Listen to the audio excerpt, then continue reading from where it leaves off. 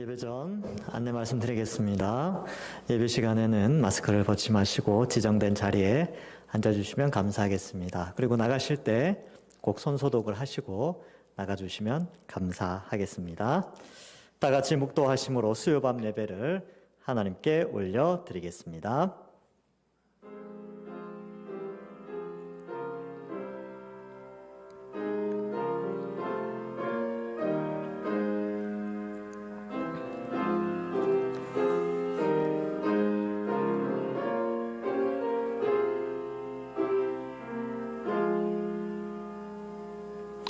하나님 아버지 은혜를 감사합니다. 주일 후 3일 동안도 저희들 지켜주시고 피곤한 시간이지만 이 저녁 시간에 주의 예배당에 나와서 또 각 가정에서 예배드리게 하여 주시니 감사합니다. 우리의 예배를 받아 주시옵소서. 감사드렸고 예수님의 이름으로 기도하옵나이다. 아멘. 우리 찬송가 70장 찬양하겠습니다.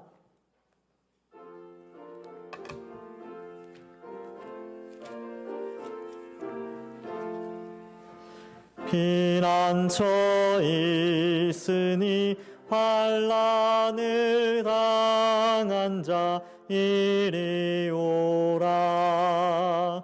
땅들이 변하고 물결이 일어나 산 위에 넘치되 두렵지 않네. 이방이 떠들고 나라들 모여서 진동하나. 우리 주 목소리 한 번만 바라면 천하의 모든 것 망하겠네. 만유주 하나님 우리를 도우니 피난처요. 세상의 문리를 그치게 하시니 세상의 장검이 쓸데없네. 높으신 하나님 우리를 구하니 할렐루야.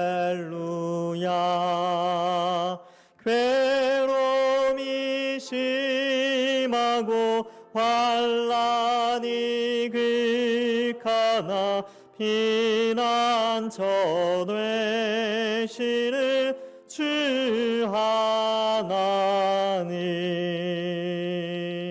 아멘. 한경희 권사님 나오셔서 기도하시겠습니다.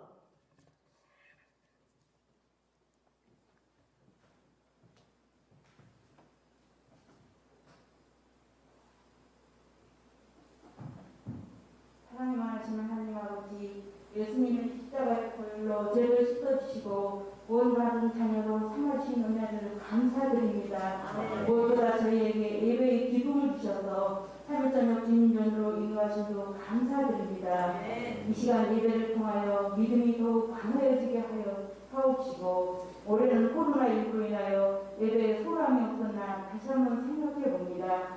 속히 코로나 환자가 줄어들고 종식되게 하옵소서. 이 시간 주의 전에 나온 성도님들에게 함께하여 주사 영육이 강건되는 은혜를 베풀어 주옵소서. 우리 동산교회 올해 투어와 같이 성경을 연구하여 믿음이 든든히 서가는 교회, 다음 세대 교육에 힘써 미래가 든든히 서가는 교회 되게 하옵소서.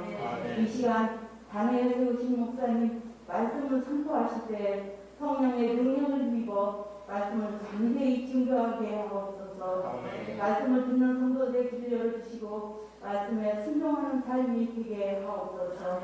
우리를 위하여 이 땅에 구주로 오신 예수 그리스도의 이름으로 감사하며 기도드립니다. 아멘.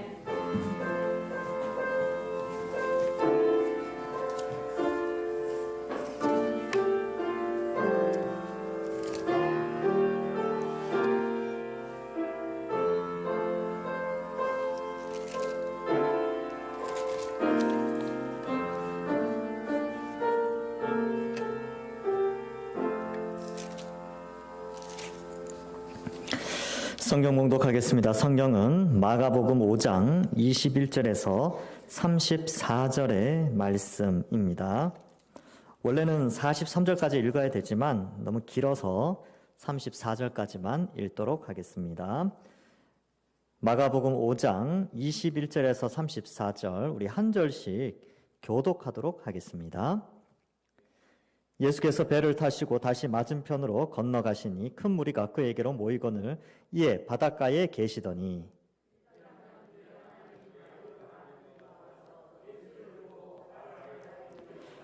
간곡히 구하여 이르되 내 어린 딸이 죽게 되었사오니 오셔서 그 위에 손을 얹으사 그로 구원을 받아 살게 하소서 하거늘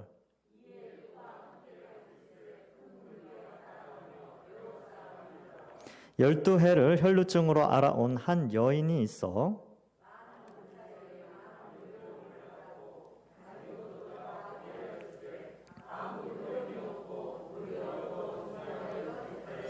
예수의 소문을 듣고 무리 가운데 끼어 뒤로 와서 그의 옷에 손을 대니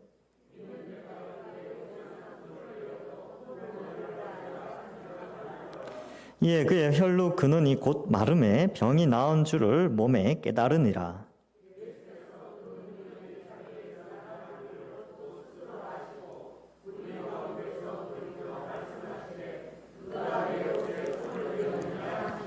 제자들이 여짜오되 무리가 애워싸 미는 것을 보시며 누가 내게 손을 대었느냐 물으시나이까 하되 여자가 자기에게 이루어진 일을 알고 두려워하여 떨며 와서 그 앞에 엎드려 모든 사실을 여쭈니 예수께서 이르시되 딸아 내 믿음이 너를 구원하였으니 평안히 가라 내 병에서 놓여 건강할지어다. 아멘.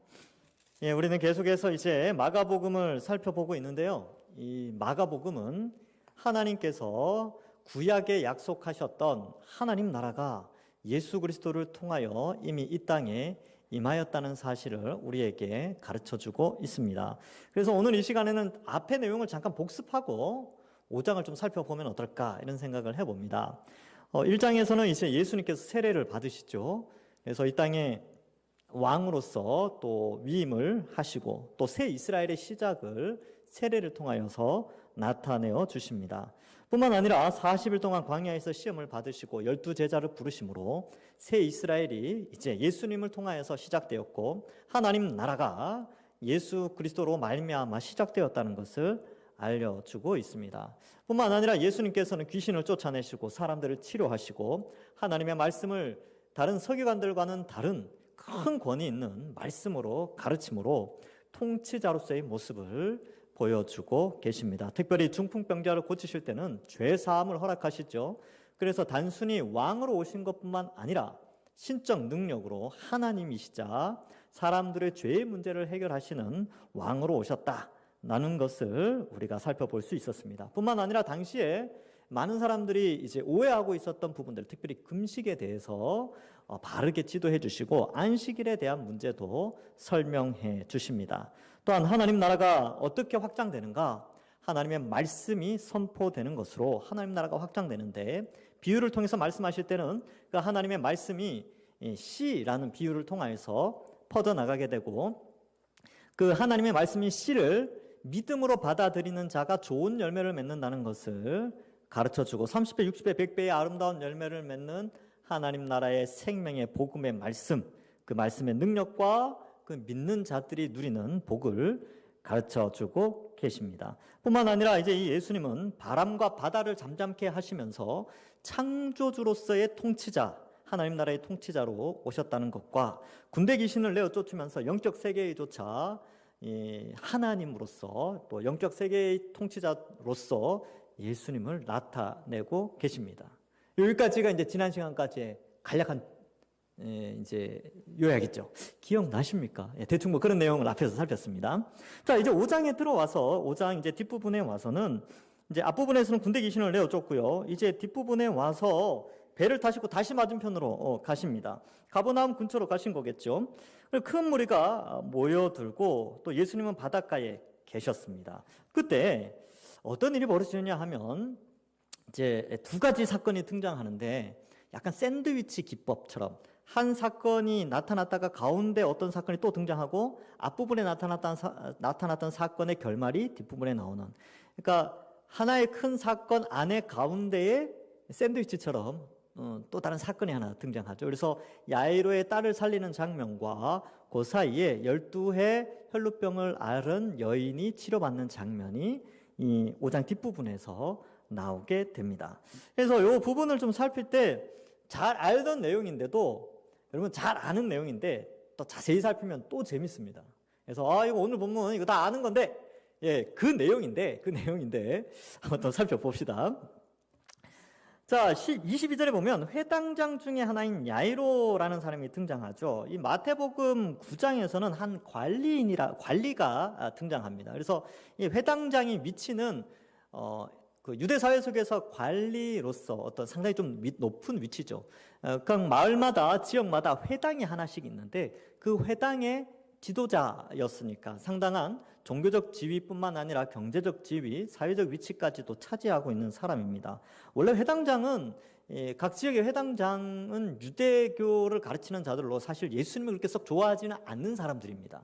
나중에 이제 이 회당에서 예수님이 메시지를 전할 때 많은 사람들이 예수님과 좀 부딪혔었거든요. 근데 그 회당장 중에 야이로라는 사람이 와서 예수를 보고 발 아래 엎드리죠. 이거 발 아래 엎드리는 것은 보통 종들이 하는 행동인데, 이 완전히 바짝 엎드리는 거예요. 뭔가 이제 간절함이 있었겠죠. 그래서 23절에 보니까 간곡히 구하여 이르되 내 어린 딸이 죽게 되었사오니 오셔서 그 위에 손을 얹으사 그로 구원을 받아 살게 하소서 하거늘. 이 마태복음이나 누가복음에는 이 기도 내용이 구체적이진 않은데 이 마가복음에서는 좀 더 구체적으로 설명하고 있습니다. 그리고 조금 다른 것은 마태복음에서는 이 한 관리가 와서 내 딸이 죽었습니다, 살려주십시오, 이렇게 말하는데 마가복음과 누가복음에서는 죽게 되었사오니 살려주십시오, 이렇게 표현을 하고 있어요. 그래서 마태는 이걸 기록할 때에 이미 죽었던 딸을 살렸던 것에 포커스를 맞추기 때문에 그렇게 내용을 썼고, 이 마가와 누가는 좀 더 요 상황, 야이로가 와서 간구하고 그 시점의 변화를 통한 그 딸아이의 거의 죽게 되었다가 실제로 죽는 장면까지 자세히 묘사하다 보니까 좀 더 구체적으로 설명을 해서 그렇습니다. 마태복음은 좀 짧게 요 내용이 기록되어져 있습니다. 자, 그래서 이 굉장히 깊이 간구하죠. 정말 이 간절함이 대단했습니다. 원래 회당장은 남 아래에 그렇게 잘 무릎 꿇지 않는 사람이에요. 잘 엎드리는 위치에 있는 사람이 아닙니다. 근데 딸이 죽었어요. 딸이 거의 죽었습니다. 거의 죽었다고 판단할 정도로 그렇게 된 거죠. 그래서 예수님 만나 뵙고 가는 사이에 애가 죽었으니까 가면서부터 어느 정도 알고 있었어요. 야, 이거 곧 죽겠구나, 내 딸이. 여러분, 자녀를 키워보셔서 아시겠지만 어린 자녀, 나중에 보면 이 12살인데 어린 자녀가 거의 죽게 되었을 때 그 부모 마음이 어떻겠습니까? 찢어지겠죠. 그러니까 뭐라도 붙잡아야 될 거 아닙니까? 근데 마침 그에게 들렸던 소식이 있었죠. 바로 귀신을 쫓아내고 중풍병자를 고치며 수많은 병자를 고친 그 예수님이 바다 건너편으로 갔다가 다시 돌아왔다는 소식이에요. 그러니까 그 말을 듣고 바로 예수님을 찾아가는 것이죠. 이때는 뭐 회당장이고 뭐고 체면이 없습니다. 딸아이를 살리기 위해서 이 방법 외에는 없다는 그 믿음 때문에, 그리고 예수님만이 이 병을 반드시 고친다는 그 믿음 가지고 쫓아간 것이죠. 자, 그래서 엎드려 간구하게 됩니다. 내 어린 딸이 죽게 되었습니다. 그래서 구원을 받아 살게 하소서, 이렇게 돼 있죠. 그리고 이 야이로는 손을 좀 얹어주기를 원했어요. 여기 보면 그 위에 손을 얹으사 그로 구원을 받아 살게 하소서. 죽음에서 생명으로 옮겨가도록 예수님 좀 와서 만져주십시오, 이렇게 이제 요구를 하죠. 예수님이 24절 어떻게 반응하십니까? 오케이, 가자. 가는 거죠. 그와 함께 가실새 큰 무리가 따라가며 애워싸 밀더라. 그러니까 이 예수님은 당시에 슈퍼스타였습니다. 요즘 아이돌, 그죠? 아이돌급이죠. 그래서 연예인, 아주 인기 있는 연예인이 움직이며 그죠? 오빠 팬들이 이렇게 써가지고 따라다니는 거 보셨죠? TV에서. 예수님이 그 정도였다니까요. 이 갈릴리 지역에서 예수님 그러면 수많은 사람들이 벌떼처럼 몰려들어서 예수님을 만나고 보고 싶어 하고 기도받고 말씀 듣고 싶어 했습니다. 엄청난 사람이 몰려들었죠. 자, 가는 길에 이제 야이로 집에 가는데 또 하나의 사건이 발생하게 됩니다. 바로 12해 혈루증을 앓는 여인이죠. 알아온 여인이 이제 등장하게 되는데 이 26절에 그의 프로필을 소개하고 있습니다. 이 12해 혈루증을 앓은 여인은 여러 가지 이 상황을 설명하고 있어요. 이 여인이 어떠한 삶을 살았는가? 12해 동안 많은 의사를 찾아다녔답니다. 예, 하여튼 용하다고 하는 의사는 다 찾아다녔겠죠. 병을 고치기 위해서. 그리고 많은 괴로움을 받았죠. 이거는 육체적인 괴로움뿐만 아니라 정신적인 괴로움도 포함되죠. 여러분, 집안에 환자 한 명 있으면 어떻게 됩니까? 온 가족이 힘들죠, 사실. 그리고 육체가 아프면요, 영혼도 병들어요, 사실. 예, 병이 깊어지면, 병이 오래되면 마음까지 약해집니다. 근데 이 12년이나 되었다니까요. 여러분, 지금 코로나로 지금 몇 년 됐습니까? 1년 됐죠, 1년. 우리의 심령이 어때요? 상당히 피폐해 있죠. 예. 12년이나 되었다니까요. 이 여인은 이 구약 성경에 보면 이 하혈을 하는 혈루증을 가진 이 여인은 계속 부정한 거예요. 단 한 번도 깨끗하게 된 적이 없어서 부정하였기 때문에 온전한 제사를 드릴 수 없는, 또 이스라엘 공동체 안에 온전하게 인정받을 수 없는 그런 상황. 그러니까 사회적으로도 소외되고 가족들로부터도 소외되고 개인도 심령이 상당히 병든 상태, 그러한 상태를 보여주는 거죠. 그래서 많은 괴로움을 받았어요. 요즘 의학적인 용어로 따지면 그런 거죠. 우울증도 앓고 심리학적으로 많은 고통을 받았겠죠. 그리고 가진 것을 다 허비했다 이렇게 했는데 돈을 많이 썼어요. 그래서 가난하게 됐습니다. 쓸 만큼 썼어요. 그래서 가진 것을 다 허비하였다. 거지처럼 되었다는 거예요. 거지. 그러니까 가족도 다 떠났겠죠.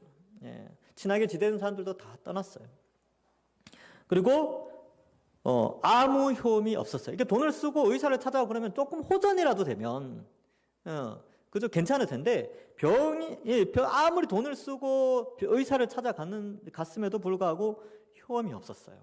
증상이 나아지지 않고 오히려 어때요? 더 중하여졌다라고 되어 있습니다. 그래서 어땠을까요? 굉장히 힘들었겠죠. 병은 더 깊어지고 더 절망의 나락에 12년을 보냈습니다. 정말 고통의 12년이죠. 그래서 그 고통 가운데 이 여인이 예수님의 소문을 들어왔겠죠. 그리고 예수님의 소문을 들으면서 생각을 했겠죠. 의사도 이건 고칠 수 없다. 그 어떤 돈이 있다 해도 이것은 고칠 수 없고, 내가 예수님의 소문을 들으니까 예수님이라면 고칠 수 있겠구나. 야, 내가 이 예수님이라면 정말 고칠 수 있겠구나. 근데 이제 본인은 부정한 몸이잖아요. 피가 하혈이 계속되니까. 부정한 몸이니까 이 사람들을 뚫고 나갈 수 있는, 이 야이로처럼 당당하게 나가서 이야기할 수 있는 상황이 아닙니다. 그리고 사람들은 많았죠. 자기가 12해 동안 혈루증을 앓았기 때문에 많은 사람들이 그 여인이 어떤 병에 걸렸는지 알았을 거예요. 그러니까 숨어서 들어갔겠죠. 사람들 많은 가운데 자신을 숨기고 파고 들어가야 되는 겁니다. 근데 그의 믿음이 어땠습니까? 그래도 예수님만 만나면 해결할 수 있다. 그래서 그 한계를 돌파하기 시작합니다. 얼마든지 사람들한테 발각되면 어떻게 돼요? 비난받을 수 있죠. 부정한 여인이 다른 사람을 만나게 되고 부딪히게 되면 그 사람도 부정하게 되거든요. 그러니까 부정은 부정을 옮으니까. 그러니까 얼마든지 비난받을 수 있는데 그가 가진 믿음은 그 한계를 극복하게 됩니다. 그래서 믿음의 속성이 어떤 거냐 하면, 믿음은 환경을 초월해서 사람을 움직이게 합니다. 여러분이 코로나 상황에도 마찬가지죠. 코로나 상황에서도 사람들이 신앙을 지킬 수 있는 이유가 무엇입니까? 나와서 대면 예배 드리고 가정에서 영상으로 예배 드리는 이유가 무엇입니까? 이런 제한된 이 환경 가운데서, 이 열악한 환경 속에서도 믿음이 있는 자는 이걸 지키기 위해서 어떻게 쓰든지 움직이게 돼 있습니다. 그래서 가정에서 어때요? 이 시간 저녁 먹으면서 쉬면서 TV 볼 시간인데 또 이 수요 예배라고 가정에서 예배 드리는 사람들이 있어요. 왜? 그 환경 가운데서 믿음을 지키려고. 또 여기에 나오신 분들은 어떻습니까? 그 환경, 이 어려운 환경 속에 뚫고 이 자리에 나온 거죠. 믿음은 어떠한 환경에 있든지 그걸 뚫고 움직이는 힘이 믿음 속에 있는 것입니다. 그 믿음을 하나님 주신 거, 하나님의 선물이죠. 자, 그래서 이 여인은 그 믿음을 가지고 예수님만 있으면 고칠 수 있다. 27절에 보면 예수의 소문을 듣고 무리 가운데로 끼어 뒤로 와 그의 옷에 손을 댑니다. 그래서 소문을 듣죠. 믿음은 들음에서 납니다. 그래서 예수님에 대한 소문을 들어야, 복음을 들어야 믿음이 생깁니다. 하나님의 말씀을 들어야 사람들이 믿음이 생겨요. 세상에 수많은 불신자들이 있죠. 왜 불신자들이 있는지 아십니까? 그들이 복음을 듣지 못해서 그렇습니다. 그들이 복음을 들을 수 있는 기회만 알려준다면, 그들이 복음을 들을 수만 있다면 그들도 얼마든지 믿음을 가질 수 있습니다. 그래서 그러한 확신을 가지고 우리가 복음을 전하는 것이죠. 주변에 많은 사람들이 이 사람은 예수 안 믿을 것 같다, 그런 사람들 있죠. 근데 제대로 된 복음이 안 들려져서 그럴 수도 있어요. 그리고 복음을 제대로만 전한다면, 제대로만 들을 수 있는 기회가 주어진다면 믿음이 생기게 되고, 그 믿음으로 말미암아 그 어떤 환경 속에도 믿음을 지키고 움직이게 되는 것을 우리는 볼 수 있는 것이죠. 그래서 이 여인은 그 믿음이 있었죠. 손만 대면 낫겠다. 야이로의 믿음은 무엇이었습니까? 야이로의 믿음은 예수님만 있으면, 예수님이 손만 대면 나을 수 있겠다, 이거였고, 이 여인의 믿음은 예수님 뒤로 와서 옷만 만져도 나을 수 있겠다, 이 믿음이 있었죠. 환경을 뚫는 믿음이었습니다. 야이로는 자기 체면을 극복하는 믿음이었죠. 여러분, 우리가 가진 믿음은 어떻습니까? 우리의 믿음의 내용은 무엇입니까? 우리의 믿음은 더 확장되어졌죠. 왜냐하면 우리는 예수 그리스도의 십자가 이후에 2000년이 지난 지금 완전히 완성된 하나님의 구원의 복음이 완성된 시대에 우리는 살고 있죠. 우리가 가진 믿음의 내용, 복음의 내용은 무엇입니까? 바로 예수 그리스도만 있으면 인류에게 주어진, 인류가 가장 필요로 한 것들이 해결된다는 믿음. 그 필요가 무엇입니까? 인류에게 정말 필요한 필요가 무엇입니까? 여러분, 뭘 제일 필요로 하십니까? 바로 그거죠. 안 죽는 거, 영원히 사는 거, 지옥 안 가는 거 아닙니까? 그죠? 사실 여러분, 인생 살면서 제일 무서운 게 뭡니까? 죽음이죠. 사람은 죽음을 제일 두려워해요. 그런데 죽지 않는 방법이 있다.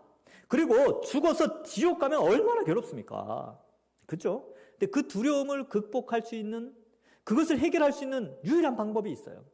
그 필요를, 육체의 죽음과 지옥 가는 형벌을 면제받을 수 있는 필요가 우리에게 필요한데, 그 문제가 예수님께만 나가면 해결된다는, 그게 우리에게 있죠. 그래서 예수님의 십자가가 우리의 죄의 형벌, 우리의 죽음과 지옥의 형벌을 대신해서 예수님이 받으셨기 때문에, 그 예수님이 나의 죄의 형벌을 대신하여 십자가에 죽으셨다는 것을 믿는 자는 이제 영원한 생명, 육체가 죽지 않는 영원한 생명을 가지게 되고요, 지옥이 아니라 하나님 나라에서 영원히 살게 되죠. 근데 육체가 죽지 않는 영원한 생명은 언제 얻느냐?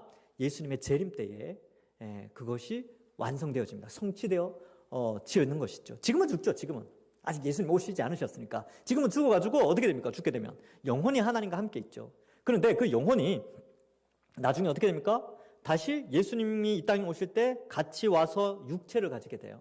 그리고 그 육체는 다시는 죽지 않는 육체, 부활의 완성체로 부활하여서 이제 이 새롭게 된 지구, 새 하늘과 새 땅에서 살게 되는 것입니다. 그래서 하나님의 창조 때에 보시기에 심히 좋았죠. 6일 창조한 후에. 그러니까 그 6일 창조한 후에 보시기에 심히 좋은 그 환경을 새 하늘과 새 땅으로 회복시키는 거예요. 그래서 이 새롭게 된 지구에서 우리가 죽지 않은 몸으로 영원히 이 지구는 하나님 나라가 완성이 되어져서 영원히 살게 되는 것이죠. 새 에덴이 만들어지는 것입니다. 그래서 우리의 필요는 그거죠. 그걸 해결할 수 있는 분은 예수님밖에 없다. 그래서 그걸 해결하는 유일한 통로는 예수님의 십자가다. 그 믿음을 우리는 가지고 있는 것입니다. 그래서 우리가 여기에 와서 예배 드리고 우리가 예수님 믿는 것이죠. 혹시 나 예수님 믿고 부자 되겠다, 예수님 믿고 자녀 출세시키겠다. 뭐 그런 분들이 있습니까? 예, 저도 그렇게 됐으면 좋겠는데 사실 성경에 기록된 예수님 믿는 목적은 제가 앞에서 말씀드렸던 그런 내용들이에요. 예, 그게 이제 궁극적인 우리의 목적입니다. 그래서 이 가운데 몸이 좀 아프신 분들이나 좀 가난하신 분들이 있죠. 예, 예수님 잘 믿고 계신 겁니다. 예, 가난과 건강, 부와 가난, 그 건강함과 연약함, 이걸로 인해서 예수님 잘 믿고 안 믿고가 평가받을 수 없어요. 아시겠죠? 그래서 함부로 판단하시면 안 돼요. 야, 저 사람 저렇게 잘 사는 거 보니까 신앙생활 잘 했나 보다. 저 사람 저렇게 건강한 거 보니까 신앙생활 잘 했나 보다. 그렇게 판단하시면 안 된다는 거예요. 예, 이런 내용들은 나중에 제가 이제 또 말씀드릴 기회가 있을 겁니다. 어쨌든 우리의 궁극적인 목적은 영원한 하나님 나라, 죽지 않을 몸으로 부활할 그날을 소망하는데 그것이 가능해지는 것은 오직 예수님만이 가능하다. 우리는 그 믿음을 가지고 살아가는데 지금 야이로나 이 여인이나 이 열악한 환경을 뚫고 이 믿음을 표현하고 있죠. 우리도 마찬가지라니까요. 여러분, 우리가 어느 시대에 살든지 우리의 믿음을 가지고 살아가는 그 시대는 항상 믿음을 지키고 믿음으로 행동하고 하기가 참 불편한 시대입니다. 어려운 시대예요. 100년 전에도 그랬어요. 300년 전에도 그랬고 500년 전, 1000년 전에도 믿음을 가지고 살아가기에는 어려운 환경 속에서 우리 믿음의 선배들이 신앙생활을 해왔습니다. 그러나 그 환경을 뚫고 믿음을 지켜낸 자들이 다 구원받는 거죠. 우리도 마찬가지죠. 코로나 시대에 믿음을 지키기가 참 쉽지가 않습니다. 오히려 더 숨어들죠. 더 이 여인은 뚫고 지나갔지만 어쩌면 우리는 이 여인과 같은 믿음이 아니라 아유, 내가 저기 뚫고 어떻게 가겠나, 지금은 잠시 멈춰 있어야지, 이런 분들이 있습니까? 아니요. 믿음을 다시 나타내야 됩니다. 예. 그래서 뚫고 나가야지. 이 어려운 환경, 이 코로나라는 어려운 환경 가운데 있지만 이 믿음을 지키기 위하여서 당당하게 이 어려운 환경 속에 믿음을 지키기 위하여 온전히 이 어려운 환경을 뚫고 나가야 되겠구나, 이런 마음을 가지셔야 됩니다. 그래서 예배를 잘 드리려고 노력하시고 가정에서 어떻게 했든지, 가정에 계신 분들은 이 비대면 영상 예배지만 이 시간대를 지키려고 노력을 하셔야 돼요. 예. 아니면 이 시간대를 못 지킨다면 반드시 이 예배를 드리려고 노력을 하시는 것이 필요합니다. 이 환경을 뚫고 나가는 것이죠. 그래서 이 여인은 28절에 보면 이는 내가 그의 옷에만 손을 대어도 구원을 받으리라 생각함이라. 자, 지금 23절에도 그로 구원을 받아 살게 하소서, 야이로의 기도죠. 그리고 이 여인도 어때요? 손을 대어 구원을 받으리라 생각함이라. 이 구원을 받는다라는 표현을 쓰는데 이 야이로의 딸이 거의 이제 나중에 되면 죽죠. 그리고 이 여인은 하혈을 하죠. 구약의 레위기의 율법에 보면 시체와 이 피를 흘리는 여인은 부정의 대상입니다. 그런데 여기에서 구원이라는 것은 뭐냐면 그 문제가 해결되는 거예요. 부정한 문제가 해결되면서 어떻게 돼요? 거룩으로 변화시켜주죠. 그러니까 부정한 사람이 거룩하게 되는 것은 바로 예수 그리스도만이 이 일을 하신다는 것이죠. 그러면 이 야이로의 딸이다, 이 여인은 우리와 같은 우리의 인류에 대한 모습을 상징적으로 보여주고 있다는 것을 또한 우리는 생각해 볼 필요가 있어요. 우리는 이제 거의 죽어요. 숨이 꼴딱꼴딱 넘어가요. 거의 죽었어요. 거의. 예, 근데 에베소 2장 1절에는 어떻게 표현합니까? 너희는 허물과 죄로 이미 죽었다, 이렇게 표현하죠. 그리고 이 여인처럼 아무리 우리 스스로가 인간이 노력해서 내세에 좋은 곳으로 가려고 착한 일 많이 하고 뭘 하고 준비하고 이 죽음의 공포를 극복하기 위해서 의학을 개발하고 불로초를 찾아다니고 그저 보약을 먹고 해도, 돈을 그렇게 아무리 써도 죽음을 피할 수 있는 사람은 이때까지 역사상 아무도 없었습니다. 예. 인류의 한계의 모습을 이 여인과 이 야이로의 딸을 통하여서 우리에게 보여주고 있는 것이죠.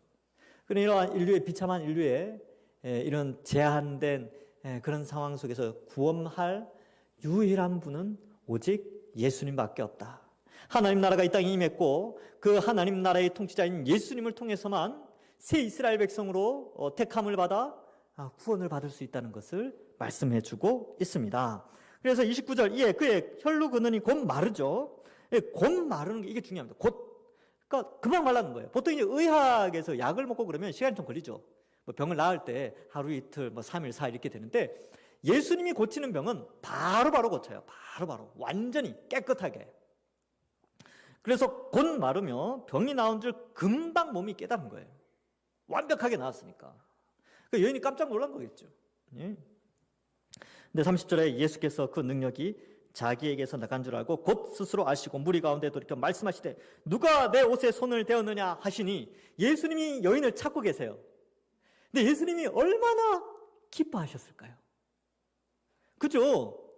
누군가의 믿음으로 말미암아 생명이 얻게 됐다는 걸 예수님이 알게 되셨잖아요. 우와, 이 믿음이 대단하구나. 사실 아셨죠. 예수님이 신이신데 다 아시죠. 근데 일부러 이렇게 하시는 거죠. 왜? 그녀의 믿음을 나타내기 위해서. 그리고 믿음이란 무엇인가를 가르쳐 주시기 위하여서. 그래서 마태, 마가, 누가 이 세 복음서에 이 여인의 사건이 동일하게 기록되어 있습니다. 왜요? 중요하니까. 믿음의 속성이 얼마나 중요한가를 예수님이 알려주기를 원하신 거죠. 그래서 누구냐라고 하면서 아주 기쁘게 찾으셨어요. 근데 알고 계셨지만 사람들이 알게 하려고, 그리고 그 여인이 스스로 그 신앙을 고백하게 하려고 예수님이 찾으십니다. 예수님 참 기쁘셨을 것 같아요. 수많은 사람이 예수님 몸에 부딪히고 막 그랬는데 이 믿음에 탁월한 한 여인이 딱 등장한 것이죠. 얼마나 기뻤을까요? 이게 역사의 길이 남을, 그죠? 역사의 길이 남아 있잖아요. 역사의 길이 남을 한 사건이 이제 발생했으니까 예수님 아주 기뻤을 거예요. 그래서 누가 내 옷에 손을 대었느냐, 누가 이런 믿음을 가졌느냐라고 가르쳐 주시려고 하십니다. 그래서 31절 제자들이 여짜오되 우리가 이 옷 사는 걸 믿는 걸 보시며 누가 내게 손을 대었냐 물으시나이까 하되, 이제 제자들은 몰랐죠. 예수님이 왜 이렇게 하셨는지 몰랐으니까 이렇게 반응을 하는데, 예수께서 이 일을 행한 여자를 보려고 둘러보시니 여자가 자기에게 이루어진 줄 알고 두려워하여 떨며 와서 그 앞에 엎드려 모든 사실을 여쭈죠. 모든 사실을 여쭙다는 게 중요해요. 모든 사실을 여쭈면서 다른 사람들이 알게 되는 거예요. 이 여인 그 여인이네. 그런데 나았구나. 근데 예수님이 손을 얹지도 않았고 뭐 이렇게 해주지도 않았는데 옷자락만 만졌는데 나았구나.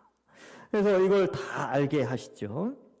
예수께서 이르시되 딸아, 네 믿음이 너를 구원하였으니. 그래서 이 표현, 네 믿음이 너를 구원하였다, 이 표현을 남기시는 거죠. 사람들이, 이 독자에게, 그리고 그 주변 사람들에게 이걸 알려주는 거예요. 믿음이 사람을 구원한다.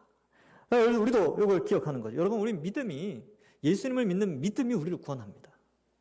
자, 그래서 평안히 가라, 내 병에서 놓여 건강할지어다 라고 말씀하죠. 그래서 그에게 평강을 선포합니다. 그래서 아주 악조건의 상황을 뚫고 예수님을 믿는 믿음, 이게 그에게 구원을 가져다 주었다라는 것을 보여주죠. 그런데 또 하나의 악조건 속의 믿음이 또 빛나게 됩니다. 그래서 이 12의 혈루증 걸린 여인과 이 야이로의 믿음이 상당히 서로 연속성이 있어요. 한번 볼까요? 35절 이하는 읽진 않았는데 같이 살펴보겠습니다. 아직 예수께서 말씀하실 때 회당장의 집에서 사람들이 왔죠. 회당장에게 이르되 당신의 딸이 죽었습니다. 이 말을 들었을 때 야이로의 다리의 힘이 얼마나 풀렸을까요? 그 심령은 어떠했을까요? 그래서 어찌하여 선생을 더 괴롭게 하나이까 이렇게 말을 하죠. 근데 예수께서 그걸 아셨어요. 그 상황을 딱 아시고 예수께서 그 하는 말을 곁에서 들으시고 회당장에게 이르시되 두려워하지 말고 믿기만 하라. 그러니까 두려움이 찾아오죠. 사실 여러분, 이 딸이 죽었다라는 것은 야이로에게는 두려움이에요. 자신의 믿음이 붕괴될 것 같은 그런 상황이 벌어진 거죠. 그러니까 지금 예수님이 빨리 와서 고쳐 손을 얹기만 하면 나을 것 같았는데 딸이 죽어버렸어요. 그러니까 야이로는 한 가지 희망이 사라졌다라고 판단할 수 있죠. 내가 이런 믿음이 있었지만 이 믿음이 이제 곧 붕괴되는, 그 믿음이 곧 없어질 것 같은 그런 상황이 벌어져 버렸어요. 근데 예수님이 뭐라고 위로하세요? 두려워하지 말라. 여러분, 우리가 믿음 생활을 할 때 동일합니다. 여러분, 우리가 믿음 생활 잘 하죠. 믿음 생활, 우리가 믿음이 있잖아요. 예수님 믿죠. 그런데 우리가 인생을 살아가면서 믿음이 붕괴될 것 같은 그런 상황이 벌어질 때가 있다니까요. 때로는 누구나 있어요. 누구나, 그죠? 믿음이 연약해질 때 갑자기 막 열심히 기도해 왔는데 그 기도대로 안 됐어. 자식을 위해서 막 기도했는데 자식이 뜻대로 안 됐을 때, 믿음이 흔들리죠. 하나님 제 기도 들으십니까? 내가 이 기도를 위하여서 몇 날 며칠을 기도했는데 하나님 이게 뭡니까? 하고 막 절망하고 믿음이 흔들릴 바로 그때 예수님이 이렇게 말씀하십니다. 두려워하지 말고 믿기만 하라. 이게 믿음을 가진 자의 어떤 그런 것들을 좀 보여주는 거예요. 예수님께서 믿음이 흔들릴 수 있어요. 믿음이 흔들릴 수 있기 때문에 연약하니까 우리는 연약하잖아요. 그런데 믿음을 다시 한번 굳세게 하라는 겁니다. 뿐만 아니에요. 지금 이 첫 번째 상황이 벌어졌어요. 이 야이로에게 이 첫 번째 상황, 이 아주 상황이 악화된 첫 번째 상황이 벌어졌는데 37절에 보니까 베드로와 야고보와 야고보의 형제 요한 외에는 아무도 따라옴을 허락하지 않죠. 37절에 몇 사람을 배제합니다. 왜 배제하냐면 이 기적의 현장에는 믿음을 가진 자들을 초청하시는 거예요. 그러니까 이 말은 바꿔 말하면 믿음이 없는 자는 예수 그리스도의 기적을 볼 수가 없어요.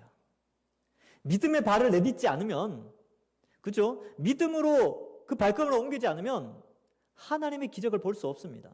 믿음으로 광야에 나가지 않으면 광야에서 샘이 터지고 광야에서 메추라기가 오고 광야에서 만나가 떨어지는 걸 볼 수가 없다니까요. 믿음의 발걸음을 가지고 믿음을 가진 자만이 하나님이 인도하시는 기적을 볼 수 있습니다. 이 시대도 마찬가지죠. 여러분, 우리가 어떠한 상황에 처하든지 우리의 믿음을 지키고 하나님은 우리 인생 책임져 주신다라는 믿음을 가지고 그 믿음으로 말미암아 믿음에 합당한 삶을 꾸역꾸역 잘 살아가시면 하나님이 우리 인생을 책임져 주십니다. 이걸 믿고 살아가는 것이죠. 예. 그래서 두려워하지 말고 또 믿음이 있는 자들을 초청하여 기적의 현장을 보게 하시는 거죠. 그래서 이 37절에 첫 번째 배제의 장면이 나옵니다. 뭔가 배제하시는 거죠. 왜냐하면 믿음을 가진 자만 초청하는 장면입니다. 자, 38절에 보면 회당장의 집에 함께 가사 떠드는 것과 사람들이 울며 심히 통곡함을 보시고, 이제 두 번째 또 한계가 다다르죠. 이제 야이로가 집에서 온 사람들 때문에 마음이 무너졌어요. 딸이 죽었다는 소리 때문에. 그러니까 예수님 뭐라 그래요? 야, 두려워하지 마라. 막상 집에 들어갔죠. 근데 그 들려오는 소식이 가짜가 아니었죠. 사람들이 막 떠들어요. 죽었으니까, 애가 죽었으니까. 그다음에 사람들이 막 심히 통곡하는 거예요. 12살짜리 애가 죽었으니까 얼마나 통곡하겠습니까? 가족들이. 그죠? 그러면 야이로가 이 상황을 딱 보고 또 절망할 수 있죠. 또 심령이 또 무너질 수 있어요. 우리가 비슷하죠. 우리가 하나의 믿음을 가지고 하나를 극복해내고 겨우 믿음의 길을 가는데 또 다른 환란이 닥치면 또 무너지고 그럴 상황이 될 수 있다는 거예요. 야이로도 마찬가지였죠. 근데 이제 39절 들어가서 그들에게 이르시되 너희가 어찌하여 떠들며 우느냐? 이 아이가 죽는 것이 아니라 잔다 하시니 예수님이 또 위로하시죠. 야, 죽은 게 아니다. 자고 있다. 자고 있다. 이제 이 야이로에게 힘내라는 거예요. 야, 죽은 게 아니야. 자는 거라니까. 그래서 두려워하지 말라. 아이가 자고 있다. 라고 했는데 사람들이 세 번째 야이로의 믿음이 또 약해질 수 있는 게 그들이 비웃죠. 여러분, 이 야이로는 이 믿음이 무너질 환경이 아주 많았어요. 첫 번째 뭐예요? 소식이 들었죠. 딸이 죽었다. 막상 집에 와보니까 진짜 막 통곡하고 있는 거예요. 정말 죽었나 보다. 그리고 예수님이 잔다 그러니까 사람들이 또 막 비웃어요. 그러니까 비웃는 이유는 뭐예요? 여러 사람이 죽음을 확인했다는 거예요. 그러니까 야이로는 얼마나 믿음이 연약해질 수 있는 상황입니까? 그런데 어떻게 해요? 예수께서 그들을 다 내보내신 후에 누구를 다 내보냈어요? 비웃는 사람들, 통곡하는 사람들, 떠드는 사람들, 이 아이가 죽었다라고 확실히 믿고 더 이상 방법이 없다라고 생각하는 그 모든 사람들을 다 내어보내시고 믿음을 가진 자, 오직 예수님만이 이걸 해결할 수 있다는 그 믿음을 가진 자들을 초청합니다. 누구요? 베드로, 야고보, 요한, 그리고 그의 부모를 초청하죠. 그리고 아이가 있는 곳으로 들어가게 됩니다. 41절. 그 아이의 손을 잡고 이르시되 달리다굼. 이 달리다굼은 아람어예요. 이게 이 신약 성경은 헬라어로 적혀졌거든요. 그런데 당시 쓰는 말은 글은 헬라어인데 말은 아람어를 썼어요. 아람어. 수리아 언어를 썼다는 거예요. 그런데 예수님이 그때 사람들이 아람어를 많이 썼으니까 아람어를 쓴 거를 이 마가가 그대로 여기 써놨어요. 그리고 혹시 아람어 모를까봐 해석까지 해놨죠. 번역하면 곧 내가 내게 말하노니 소녀야 일어나라 하심이라. 그래서 소녀야 일어나라 라고 하니까 여러분 앞에서 봤었죠. 앞에서 바다와 바람을 잠잠케 하시고 귀신을 쫓아내시고 수많은 병자를 고치시고 하셨던 그 예수님, 창조주 예수님이시죠. 창조주 예수님의 말에 이 소녀는 거역할 수 없죠. 피조물인데. 그래서 어떻게 돼요? 일어났어요. 일어날 수밖에 없죠. 창조주, 흙으로 사람을 만드신 창조주 하나님이 일어나라고 하는데 안 일어나면 될까요? 예, 일어나야죠. 예. 그리고 소녀 일어나라 하시니 소녀가 일어나 걸으니 나이가 12살이라. 사람들이 곧 크게 놀라고 놀라거늘. 예. 그래서 일어나 걷게 됩니다. 그리고 예수께서 이를 아무에게 알지 못하게 하라. 요 이유가 있죠. 지금 아무에게 알지 못하게 할 수가 없어요. 어떻게 그래요? 애가 일어났는데, 애가 살아났는데. 근데 왜 이 말씀을 하셨을까? 왜? 지금 37절에 제자 3명 외에는 제외하죠. 그리고 40절에 부모와 제자 3명 외에는 다 제외합니다. 그리고 43절에 아무에게도 알리지 말라고 또 제외하시죠. 37절, 40절, 43절에서 이 배제의 사건을 통하여 예수님께서 하시고자 하는 메시지는 뭐냐? 결국 믿음이 있는 자는 기적을 체험하고 믿음이 있는 자는 예수님이 이 땅에 왜 오셨는지를 바르게 알 수 있다는 거예요. 그래서 믿음이 없으면 어떻게 되냐? 예수님이 어떻게 왜 무슨 목적으로 오셨는지 알지 못하면 예수님을 정치적으로만 생각할 수 있어요. 그래서 예수님의 십자가를 바라보지 않고 예수님의 어떤 정치적인 성공 이런 것만 바라볼 수 있기 때문에 배제를 시킵니다. 그래서 이거 너무 소문내면 안 된다. 그래서 바른 예수님에 대한 인식을 심어주기 위해서 바른 믿음 형성을 위해서 이렇게 배제하는 일이 있습니다. 이걸 메시아 은닉 사상이다 이렇게 어려운 말로 쓰는데 하여튼 그런 이유 때문에 그렇습니다. 말씀을 맺습니다. 여러분 지금 이 두 사람이 등장하죠. 12의 혈루병 걸린 여인과 야이로가 등장합니다. 근데 이 야이로는 개인의 질병이 아니라 그 딸의 죽음과 관련된 것이고 이 여인은 개인의 질병과 연결된 거죠. 근데 둘 다 공통점은 인간의 힘으로는 극복할 수 없는 고통의 문제, 그 다음에 부정의 문제, 제사적, 제의적 의미로는 부정한 문제, 이걸 아무리 노력해도 해결할 수 없는 거예요. 근데 예수님만이 이것을 해결할 수 있다는 믿음이 그들에게 생겨났습니다. 그 믿음이 어떻게 생겼다고요? 들음에서 났죠. 예수님에 대한 들음. 그래서 그 믿음으로 말미암아 예수님을 믿고 구원에 이르게 됩니다. 그래서 구원이라는 용어가 3번이나 반복돼요. 23절, 28절, 34절에 구원. 그래서 믿음은 구원을 가져다 준다. 후대에 우리에게는 어떠한 것을 줍니까? 우리의 형편이 이 혈루증 여인과 같았고 이미 죽은 이 12살짜리 딸과 같았는데 우리 역시 이 예수님을 믿음으로 말미암아 구원을 얻게 된다. 그 믿음의 내용은 뭐라고요? 바로 예수 그리스도의 십자가에 대한 믿음. 이것을 가진 인류는 바로 이 혈루증 걸린 여인처럼 이 죽었던 어린 소녀처럼 다 구원받아 살게 된다. 영원한 하나님 나라에서 영원히 육체가 죽지 않은 부활의 몸으로 살 것이라는 것을, 그것은 오직 예수 그리스도만을 통해서 살아간다는 것을 살 수 있게 된다는 그런 구원의 메시지를 이 내용을 통해서 설명을 하고 있고요. 두 번째로는 이들이 믿음을 발현하는 데 있어서 많은 장애물이 있었어요.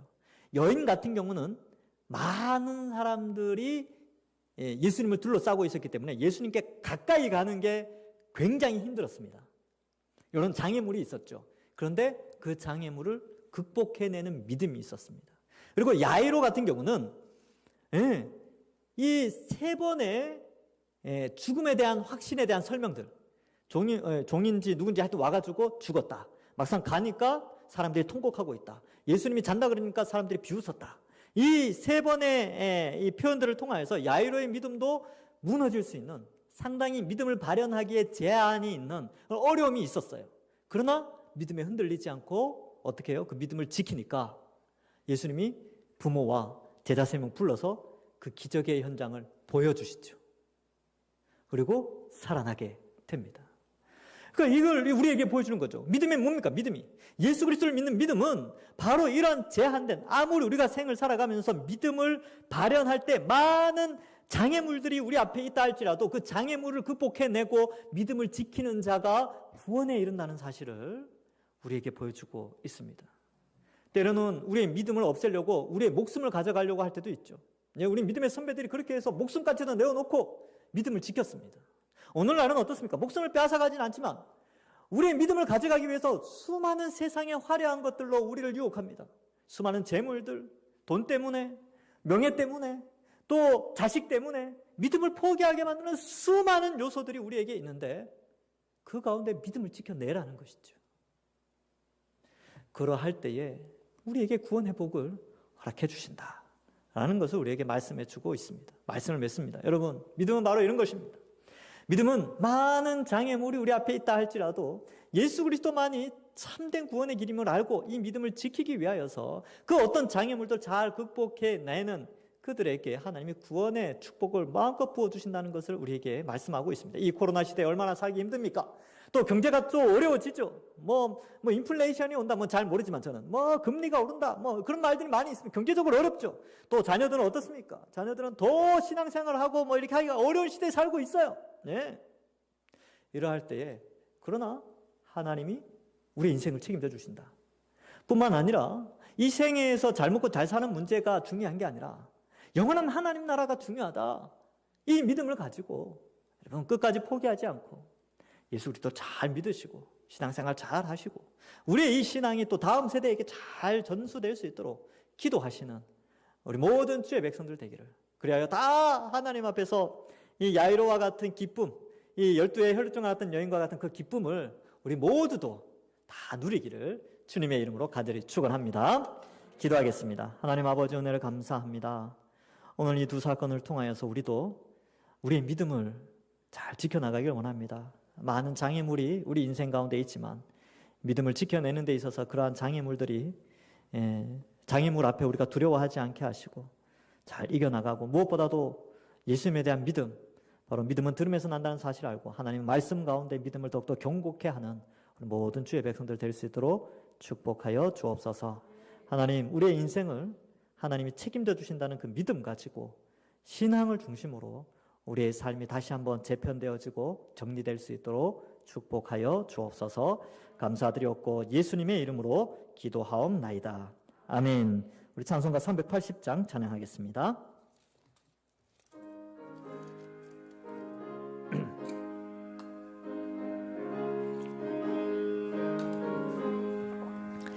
나의 생명 되신 주님 앞에 나아갑니다. 주의 흘린 보혈로 정케하사 받아주소서. 날마다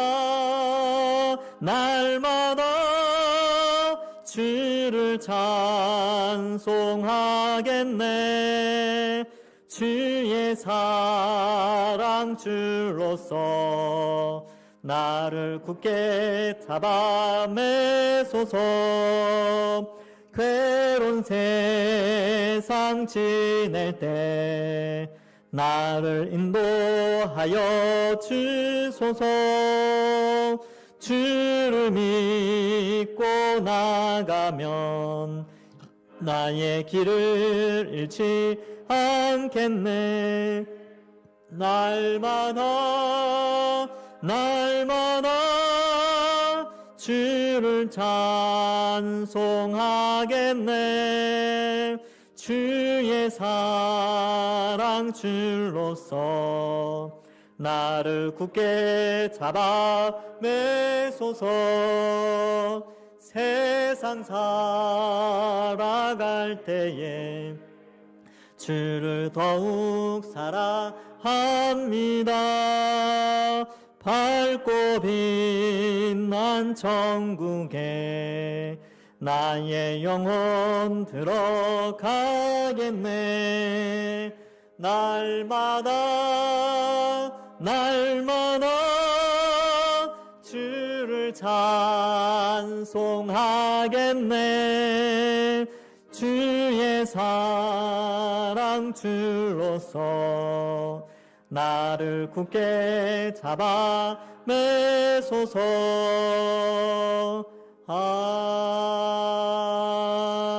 아멘. 교회 소식 잠시 전해드리겠습니다. 우리 최은조 집사님 부친 되시고 조범조 집사님의 장인 되시는 고 최종구 명예집사님께서 어제 소천하셨습니다. 그래서 오늘 오후 이 3시에 발인 예배가 있었고요.